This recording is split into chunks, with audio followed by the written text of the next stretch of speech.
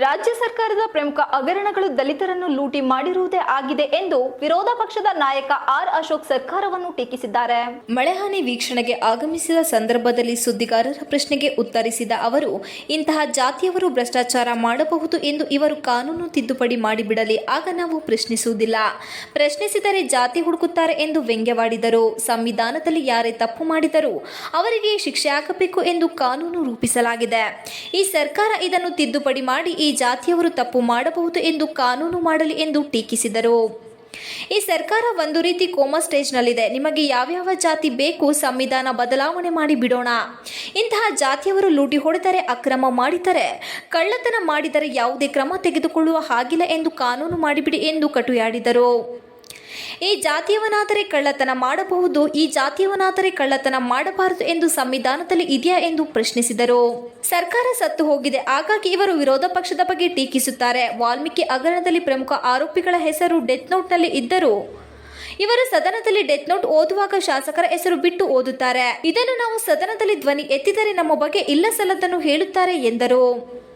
ಸಿದ್ದರಾಮಯ್ಯ ಮಾತನಾಡುವಾಗ death note ಓದಿದರೂ ಅದರಲ್ಲಿ ಸಚಿವರು, ಎಂಎಲ್ಎ, ವಾಲ್ಮೀಕಿ ನಿಗಮದ ಅಧ್ಯಕ್ಷರ ಹೆಸರನ್ನು ಬಿಟ್ಟು ಓದುತ್ತಾರೆ ಎಂದು ವಿಪಕ್ಷ ನಾಯಕ ಆರ್ ಅಶೋಕ್ ಗೇಲಿ ಮಾಡಿದ್ದರು. ಮುಖ್ಯಮಂತ್ರಿ ಸಿದ್ದರಾಮಯ್ಯ ಹಿಂದುಳಿದ ವರ್ಗದ ನಾಯಕ ಎಂಬ ಕಾರಣಕ್ಕೆ ವಿಧಾನಸಭೆಯಲ್ಲಿ ಮಾತನಾಡಲು ಬಿಡುತ್ತಿಲ್ಲ ಎಂಬ ಸಹಕಾರ ಸಚಿವ ಕೆಎನ್ ರಾಜಣ್ಣ ಹೇಳಿಕೆಗೆ ವ್ಯಂಗ್ಯವಾಗಿ ಪ್ರತಿಕ್ರಿಯಿಸಿದರು.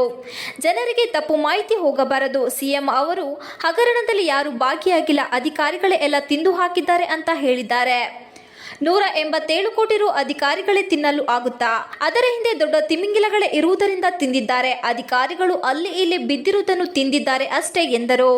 ಈ ಸರ್ಕಾರ ಪಾಪರಾಗಿದೆ. ಅವರ ಬಳಿ ದುಡ್ಡಿಲ್ಲ. ಅಂದಾಜು ವೆಚ್ಚ ತಯಾರಿಸದೆ ಗ್ಯಾರಂಟಿ ಯೋಜನೆ ತಂದಿದ್ದಾರೆ. ಅದಕ್ಕೆ ಈಗ ದಲಿತರ ಹಣ ಹುಡುಕುತ್ತಿದ್ದಾರೆ. ಒಕ್ಕಲಿಗರ ನಿಗಮ, ಬ್ರಾಹ್ಮಣರು, ಲಿಂಗಾಯತರ ನಿಗದ ಹಣ ಇದೆ. ಎಲ್ಲವನ್ನು ಬಳಸಿಕೊಳ್ಳಿ, ಇಲ್ಲವಾದರೆ ನಿಮ್ಮ ಬಾಳು ಬೀದಿಗೆ ಬರುತ್ತದೆ ಎಂದು ನಾನೇ ಹೇಳಿದ್ದೇನೆ.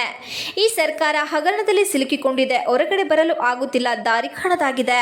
ಎಲ್ಲ ದಲಿತರ ಹಣ ಉಪಯೋಗಿಸಿಕೊಳ್ಳುತ್ತಿದ್ದಾರೆ. ವಾಲ್ಮೀಕಿ ಹಗರಣ, ಮೂಡದಲ್ಲೂ ದಲಿತರ ಹಣವೇ ಲೂಟಿಯಾಗಿದೆ. ದಲಿತರ ತಲೆ ಮೇಲೆ ಚಪ್ಪಡಿ ಎಳೆಯುವ ಕೆಲಸವನ್ನು ಈ ಸರ್ಕಾರ ಮಾಡಿದೆ. ರಾಜ್ಯ ಸರ್ಕಾರಕ್ಕೆ ಮರ್ಯಾದೆ ಇಲ್ಲ, ತಪ್ಪಿಸಿಕೊಳ್ಳುವ ದಾರಿ ಇಲ್ಲ. ಬಿಜೆಪಿ ಅವಧಿಯವರು 21 ಆರೋಪ ಪಟ್ಟಿ ಮಾಡಿದ್ದಾರೆ. ನಾನು 78 ಬಿಡುಗಡೆ ಮಾಡಿದ್ದೇನೆ ಎಂದರು. 10,000 ರೂಪಾಯಿ ಅವರಿಗೆ ಕೊಡಬೇಕು. ಇಮಿಡಿಯೇಟಾಗಿ ಮನೆ ಬಿದ್ದೋದವ್ರಿಗೆ 5 ಲಕ್ಷ ರೂಪಾಯಿ ಪರಿಹಾರ ಕೊಡಬೇಕು. ನಾನು ವಿಧಾನಸಭೆಯಲ್ಲೇ ಅದಕ್ಕೆ ಪರಿಹಾರ ಕೊಡಬೇಕು ಅಂತ ಹೇಳಿದ್ದೀನಿ. 5 ಲಕ್ಷ ರೂಪಾಯಿನ ಪರಿಹಾರ ಕೊಡ್ತೀನಿ ಅಂತ ಹೇಳಿದ್ದಾರೆ ವಿಧಾನಸಭೆಯಲ್ಲಿ. ಉಳಿದಂಥವ್ರಿಗೂ ಅದೇ ರೀತಿ ಕೊಡಬೇಕು ಪರಿಹಾರ.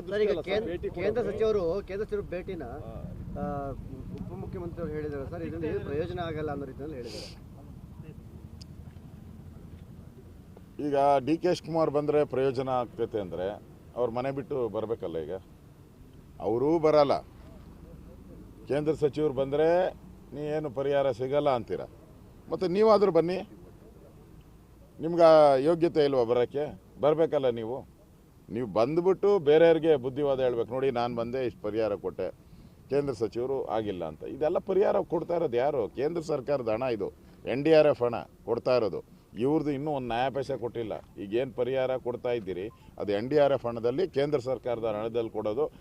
ಕುಮಾರಸ್ವಾಮಿ ಅವರಿಗೆ ರೈಟ್ಸ್ ಇದೆ ಬರೋಕ್ಕೆ, ಕೇಳೋಕ್ಕೆ ರೈಟ್ಸ್ ಇದೆ. ನ್ಯಾಷನಲ್ ಹೈವೇ ಅಥಾರಿಟಿ ಬರೋದು ಕುಮಾರಸ್ವಾಮಿ ಅವರು ಕೇಂದ್ರದ ಮಂತ್ರಿಗಳಾಗಿದ್ದಾರೆ. ಅದರಿಂದ ಅವ್ರು ಬಂದ ತಕ್ಷಣ ಅಧಿಕಾರಿಗಳು ಬರ್ತಾರೆ. ರೋಡು ಎಲ್ಲೆಲ್ಲಿ ಡ್ಯಾಮೇಜ್ ಆಗಿದೆ ಅದೆಲ್ಲ ಮಾಡೋವಂಥದ್ದು ಕೇಂದ್ರ ಸರ್ಕಾರಕ್ಕೆ. ಅದಕ್ಕೆ ಕುಮಾರಸ್ವಾಮಿಗೆ ರೈಟ್ಸ್ ಇದೆ. ಇದೊಂದು ಒಕ್ಕೂಟದ ವ್ಯವಸ್ಥೆಯಲ್ಲಿದ್ದೀರಿ. ನಿಮ್ಗೆ ಆಗಲ್ಲ, ಕುಮಾರಸ್ವಾಮಿ ಅವ್ರ ಕೈ ಶಕ್ತಿ ಇಲ್ಲ ಅಂದರೆ ನೀವು ಬಂದು ಮಾಡಿ ಕೆಲಸ. ಕುಮಾರಸ್ವಾಮಿ ಅವರು ಓಡಾಡ್ತಾ ಇದ್ದಾರಲ್ಲ, ಇಷ್ಟು ದೇಶ ಎಲ್ಲ ಸುತ್ತಬೇಕು ಅಂಥದ್ರ ಮಧ್ಯೆ ಕರ್ನಾಟಕಕ್ಕೆ ಆದ್ಯತೆ ಕೊಟ್ಟು ಬರ್ತಾ ಇದ್ದಾರೆ. ನಿಮ್ಗೆ ಯಾಕೆ ಬರೋಕ್ಕಾಗ್ತಾ ಇಲ್ಲ? ಸರ್, ಕೃಷಿ ಸಚಿವರು ಹೇಳ್ತಾರೆ ವಿಪಕ್ಷ ನಾಯಕರು ಇದ್ದಾರ, ಯಾರು ವಿಪಕ್ಷ ನಾಯಕರು? ಅಶೋಕ್ ಅವರು ಅಂತ ಒಂಥರ ವ್ಯಂಗ್ಯವಾಗಿ ಕೇಳ್ತಾರೆ. ಕೃಷಿ ಸಚಿವರು ಏನು ಸರ್? ಅವರು ಸರ್ಕಾರನೇ ಸತ್ತೋಗಿರೋವಾಗ, ಸರ್ಕಾರ ಬದುಕಿದ್ರೆ ತಾನೇ ಕೇಳೋಕ್ಕೆ. ಸರ್ಕಾರನೇ ಸತ್ತೋಗಿದೆ, ಗೊತ್ತಿದೆಯಲ್ಲ, ನೋಡ್ತಾ ಇದ್ದೀರಲ್ಲ. ಸ್ಕ್ಯಾಂಡಲ್ಗಳಲ್ಲಿ ಮುಳುಗಿ ಉತ್ತರ ಕೊಡೋಕ್ಕಾಗ್ತಾ ತಪ್ಪಿಸ್ಕೊಂಡು ಓಡುತ್ತಾ ಇದ್ದಾರೆ. ಅಂಥದ್ರಲ್ಲಿ ಯಾರಿದ್ದಾರೆ ಅನ್ನೋದು ಜನ ನೋಡ್ತಾ ಇದ್ದಾರೆ. ಜನ ಅಧಿವೇಶನದಲ್ಲಿ ನಡೆದಲ್ಲ ಮಾತುಕತೆಯಲ್ಲಿ ಜನ ನೋಡ್ತಾ ಇದ್ದಾರೆ. ಅದಕ್ಕೆ ಸರ್ಕಾರ ಬದುಕಿದೆ ಅಂತ ತೋರಿಸ್ಲಿ. ಫಸ್ಟು ಸರ್ಕಾರ ಬದುಕಿದೆ, ಸತ್ತಿಲ್ಲ ಅನ್ನೋದು ಜನಕ್ಕೆ ತೋರಿಸ್ಲಿ. ಮುಖ್ಯಮಂತ್ರಿಗಳು ಮಾತಾಡಲಿಕ್ಕೆ ಬಿಡದಲ್ಲೇ ಪ್ರಜಾಪ್ರಭುತ್ವಕ್ಕೆ ಅವಮಾನ ಮಾಡ್ತಾರೆ ಅಂತ ಹೇಳ್ತಾರೆ ಸರ್. ಮುಖ್ಯಮಂತ್ರಿಗಳಿಗೆ ವಿಧಾನಸಭೆಯಲ್ಲಿ ಮಾತಾಡಕ್ಕೆ ಬಿಡಲ್ಲ ಹೇಳ್ತಾರೆ ಸರ್. ಪ್ರಜಾಪ್ರಭುತ್ವಕ್ಕೆ ಅವಮಾನ ಮಾಡ್ತಾ ಇದ್ದಾರೆ ಅಂತ. ಇವರು ಪಾರ್ಲಿಮೆಂಟಲ್ಲಿ ಪ್ರಧಾನಮಂತ್ರಿನ ಯಾಕೆ ಮಾತಾಡಕ್ಕೆ ಬಿಟ್ಟಿಲ್ಲ? ನೀವು ಮಾತಾಡಬೇಕಾದ್ರೆ ಡೆತ್ ನೋಟನ್ನು ಓದಿದ್ರಿ ನೀವು, ಅದರಲ್ಲಿ ಸಚಿವರು ಅನ್ನೋದನ್ನ ಬಿಟ್ಟು ಓದ್ತೀರಾ. MLA ಅಧ್ಯಕ್ಷ ವಾಲ್ಮೀಕಿ ಅದನ್ನು ಬಿಟ್ಟುಬಿಟ್ಟು ಓದ್ತಾರೆ. ಯಾರು ಬ್ಯಾಂಕ್ ಅಧಿಕಾರಿ ಅವ್ರ ಹೆಸರು ಹೇಳ್ಬಿಟ್ಟು ನೀವು ಸುಮ್ಮನೆ ಆದರೆ ಜನಕ್ಕೆ ರಾಂಗ್ ಮೆಸೇಜ್ ಹೋಗ್ಬಾರ್ದಲ್ಲ, ಅದಕ್ಕೆ ಅದನ್ನು ಓದಿ, ಅದನ್ನು ಬಿಟ್ಟು ಯಾಕೆ ಹೋಗ್ತೀರಾ, ಮುಚ್ಚಾಕ್ತಾ ಇದ್ದೀರಾ ಅಂತ ಹೇಳಿದ್ದೀನಿ ನಾನು. ಇವತ್ತು ಅವ್ರು ಏನು ಹೇಳಿರೋದು, ಯಾರೂ ಭಾಗಿಯಾಗಿಲ್ಲ, ಅಧಿಕಾರಿಗಳೇ ತಿಂದಾಕ್ಬಿಟ್ಟವ್ರಂತೆ ಎಲ್ಲ. ಏನು 178 ಕೋಟಿನ ಅಧಿಕಾರಿಗಳೇ ತಿನ್ನಕತ್ತ? 187 ಕೋಟಿನ ಅಧಿಕಾರಿಗಳನ್ನೇ ತಿನ್ನಕ್ಕಾಗುತ್ತಾನಪ್ಪ? ಅದರಿಂದ ದೊಡ್ಡ ತಿಮಿಂಗ್ಲುಗಳೇ ಇರೋದ್ರಿಂದ ತಿಂದಿದ್ದಾರೆ ಅಷ್ಟೇ. ಅವರು ಅಧಿಕಾರಿಗಳೆಲ್ಲ ಅಲ್ಲಿ ಇಲ್ಲಿ ಬಿದ್ದಿರೋದನ್ನ ತಿಂದಿರ್ಬೋದು ಅಷ್ಟೇ. ಇದನ್ನು ಮಾಡಿಸ್ತವ್ರು ಯಾರು, ಅದು ಇಂಪಾರ್ಟೆಂಟು. ಅದರಿಂದ ನಾವು ಇಡೀ ರಾಜ್ಯಕ್ಕೆ ಗೊತ್ತಿರೋದು ಈ ಸರ್ಕಾರ ಒಂಥರ ಪಾಪರ್ ಔಟ್ ಇದೆ, ದುಡ್ಡಿಲ್ಲ, ಒಂದು ರೀತಿ ಗ್ಯಾರಂಟಿಯನ್ನು ಒಂದು ರೀತಿ ಏನು ಎಸ್ಟಿಮೇಟ್ ಮಾಡದೆ ತಂದಿರೋ ಗ್ಯಾರಂಟಿಗಳಿದು. ಅದಕ್ಕೆ ಇವಾಗ ದಲಿತರ ಹಣ ಹುಡುಕ್ತಾ ಇದ್ದಾರೆ. ನಾನು ಹೇಳಿದ್ದೀನಿ, ಒಕ್ಕಲಿಗರ ನಿಗಮದಲ್ಲಿ ಹಣ ಇದೆ, ಬ್ರಾಹ್ಮಣರ ನಿಗಮದ ಹಣ ಇದೆ, ಲಿಂಗಾಯತರು ಎಲ್ಲ ಅದನ್ನು ಹಾಕೊಂಬಿಡಿ. ಏನೇನು ಯಾವ್ಯಾವ ನಿಗಮ ಇದೆ ಎಲ್ಲ ಸೇರಿಸ್ಕೊಂಡು ಹಾಕೊಳ್ಳಿ, ಇಲ್ಲಾಂದ್ರೆ ನಿಮ್ಮ ಬಾಳು ಬೀದಿಗೆ ಬರ್ತೈತೆ. ಅದಕ್ಕೋಸ್ಕರ ಈ ಸರ್ಕಾರ ಒಂದು ರೀತಿ ಕೋಮಾ ಸ್ಟೇಜಲ್ಲಿ ಇರುವಂಥ ಸರ್ಕಾರ. ಪರಿಶೀಲನೆ ಆದ್ಮೇಲೆ ಸರ್ ಯಾವ ರೀತಿ ಕ್ರಮಕ್ಕೆ ಆಗ್ರಹಿಸ್ತೀರಿ ಸರ್? ನಿಮ್ಮ ಕೇಂದ್ರ ಸರ್ಕಾರಕ್ಕೆ ವಿಶೇಷವಾಗಿ ಮನವಿ ಮಾಡ್ತೀರಾ ಸರ್? ಕೇಂದ್ರ ಸರ್ಕಾರಕ್ಕೆ ಕುಮಾರಸ್ವಾಮಿ ಅವರೇ ಬರ್ತಾ ಇದ್ದಾರೆ. ಕೇಂದ್ರ ಸರ್ಕಾರ ಅವರು NDRF ದುಡ್ಡು ರಿಲೀಸ್ ಮಾಡಿಬಿಟ್ಟಿದ್ದಾರಲ್ಲ ಸರ್. NH75 ಹೈವೇ ನೋಡಿದ್ವಿ, ಕೆಲವು ಕಡೆ 90 ಡಿಗ್ರಿ ರೋಡ್ ಕಟ್ ಮಾಡಿದ್ದಾರೆ. ಇಲ್ಲಿ ಜನಕ್ಕೂ ಅದು ತುಂಬಾ ಪ್ರಾಬ್ಲಮ್ ಆಯ್ತಿದೆ, ಸುಮಾರು ಜನ ಜಮೀನು ಕುಸಿತೋಗ್ತಿದೆ. ಬಟ್ ಈ ಸೀಪೇಜ್ ಅನ್ನೋದು ನಿಮಗೀಗ PD ಕಾರಣ ಹೇಳ್ತಿದ್ದಾರೆ.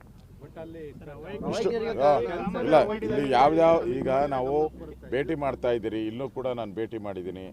ಇಲ್ಲಿನೂ ಕೂಡ ಗ್ಯಾಬ್ರಿಂಗ್ ವಾಲ್ ಎಲ್ಲ ಕಟ್ಟಿದ್ದಾರೆ, ಅದು ಸೀಪೇಜ್ ಆಗೋಕ್ಕೋಸ್ಕರ ಮಾಡಿದ್ದೀನಿ ಅಂತ ಹೇಳಿದ್ದಾರೆ. ಇಲ್ಲಿ ಕುಸಿತೋಗಿದೆ, ಇದೆಲ್ಲ ಕೂಡ ಚರ್ಚೆ ಮಾಡ್ತೀರಿ.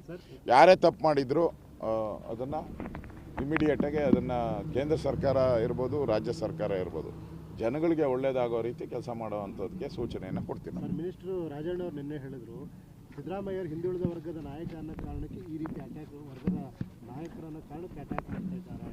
ನಾನು ಒಂದು ಒಳ್ಳೆಯ ಸಲಹೆ ಕೊಡ್ತೀನಿ, ಒಳ್ಳೆಯದು ಬ್ಯೂಟಿಫುಲ್ ಸಲಹೆ. ಇನ್ಮೇಲೆ ಯಾವ್ಯಾವ ಜಾತಿ ಬೇಕು ನಿಮಗೆ, ಅದನ್ನು ಒಂದು ಸಂವಿಧಾನದ ಬದಲಾವಣೆ ಮಾಡಿಬಿಡೋಣ. ಇಂಥವ್ರು ಜಾತಿಯವರು ಅಕ್ರಮ ಮಾಡಿದ್ರೆ, ಲೂಟಿ ಹೊಡೆದ್ರೆ, ಕಳ್ತನ ಮಾಡಿದ್ರೆ, ಅವ್ರು ಏನೇ ಮಾಡಿದ್ರು ಅವ್ರ ಮೇಲೆ ಏನೂ ಕ್ರಮ ತೆಗೆದುಕೊಳ್ಳಂಗಿಲ್ಲ ಅಂತ ಕಾನೂನು ತಂದುಬಿಟ್ಟು ಮುಗಿದೋಯ್ತಲ್ಲ. ಬೆಸ್ಟ್ ಅಲ್ಲ ಅದು. ಈಗ ಈ ಜಾತಿಯವನಾದರೆ ಕಳ್ತನ ಮಾಡ್ಬೋದು, ಈ ಜಾತಿಯವನಾದರೆ ಕಳ್ತನ ಮಾಡಬಾರ್ದು. ಏನು ಸಂವಿಧಾನದಲ್ಲಿ ಇದೆಯಾ? ಯಾಕೆಂದರೆ ಸಿಕ್ಕಾಕೊಂಬಿಟ್ಟಿದ್ದಾರೆ, ಹೊರಗಡೆ ಬರೋಕ್ಕಾಗ್ತಾ ಇಲ್ಲ, ದಾರಿ ಕಾಣದಾಗಿದೆ ಅವ್ರ ಕೈಲಿ, ಒಂದ್ರ ಮೇಲೆ ಒಂದು ಹಗರಣ. ಇವಾಗ ಎಲ್ಲ ದಲಿತರದೆ, ವಾಲ್ಮೀಕಿ ದಲಿತರು, ಈಗ 25,000 ಕೋಟಿ ಅದು ದಲಿತರದೆ, ಈಗ ಮೂಡಾದಲ್ಲಿ ಅದು ದಲಿತರ ಜಮೀನೆ. ಅಂದರೆ ಇಡೀ 3 ಹಗರಣಗಳು ಏನಾಗಿದೆ, 3 ದಲಿತರನ್ನು ತಲೆ ಮೇಲೆ ಚಪ್ಪಡಿ ಎಳೆದಿರುವಂಥ ಕೆಲಸವನ್ನು ಈ ರಾಜ್ಯ ಸರ್ಕಾರ ಮಾಡಿದೆ. ಅದಕ್ಕೆ ಮರ್ಯಾದೆ ಇಲ್ಲ, ಅದಕ್ಕೆ ತಪ್ಪಿಸ್ಕೊಳಕ್ಕೆ ದಾರಿ ಹುಡುಕ್ತಾ ಇದ್ದಾರೆ. ಬಿಜೆಪಿ ಅವಧಿಯ ಚಾರ್ಜ್ ಶೀಟ್ ಬಿಡುಗಡೆ ಮಾಡಿದ್ರು ಸರ್ ಸಿದ್ದರಾಮಯ್ಯ. ನಾನು ಅವ್ರು 21 ಮಾಡಿದ್ದಾರೆ, ನಾನು 78 ಬಿಡುಗಡೆ ಮಾಡಿದ್ದೀನಿ.